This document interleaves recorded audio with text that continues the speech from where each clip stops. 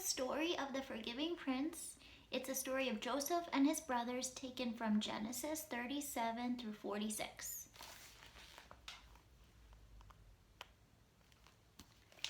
Jacob had 12 sons, but of all his sons, Joseph was his favorite. One day, Jacob gave Joseph a splendid new robe. It was beautiful and rich with all the colors of the rainbow, but it made Joseph's brothers jealous. They wanted rich rainbows too. Then, to make matters worse, Joseph kept on having these special dreams. "I dreamed I was the greatest. I was king," Joseph told his brothers, "and you all bowed down to me." Now I'm sure you know, even if Joseph didn't, that telling your brothers things like that is not a very good idea. Joseph's brothers hated him even more. They wanted to kill Joseph and his dreams. And one day that's exactly what they tried to do. They tore Joseph's rainbow robe off of him and sold him to slave traders for 20 pieces of silver. The traders took Joseph to Egypt and made him into a slave. The brothers brought him home and lied to their father, telling him that Joseph was dead. That's the end of that dreamer, they thought. But they were wrong. God had a magnificent dream for Joseph's life, and even when it looked like everything had gone wrong, God would use it all to help make the dream come true. God would use everything that was happening to Joseph to do something good. Meanwhile, though, things were not looking good for Joseph in Egypt. He was far from home and far from his dad. Then he got blamed for something he didn't do. And even though he had done nothing wrong, he was punished and thrown in jail. But God was with Joseph. One night, Pharaoh, king of Egypt, had a scary dream about thin cows gobbling up fat cows. What on earth did it mean?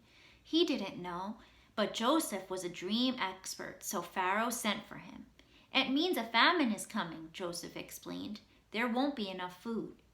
Pharaoh was so pleased by Joseph's skill that he immediately took Joseph out of jail and made him to be a prince.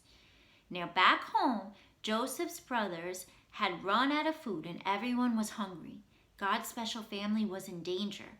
If they didn't get food soon, they would starve to death. So Joseph's brothers traveled to Egypt to buy food. They came and knelt before the new prince.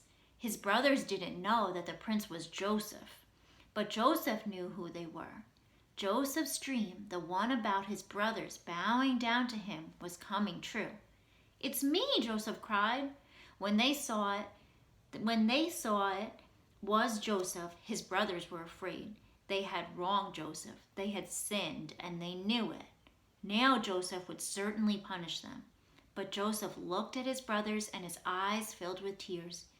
Even though his brothers had hurt him and hated him and wanted him dead, in spite of everything, he could not stop loving them. His heart, which they had broken, filled up with love, and Joseph forgave them. Joseph threw his arms around them. "Don't be afraid," he said.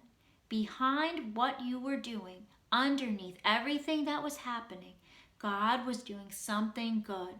God was making everything right again. Joseph didn't punish them. He rescued them. He brought God's special family to live safely with him in Egypt.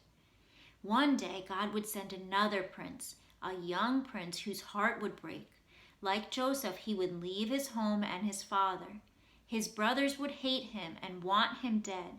He would be sold for pieces of silver. He would be punished even though he had done nothing wrong. But God would use everything that happened to this young prince, even the bad things, to do something good, to forgive the sins of the whole world. The end.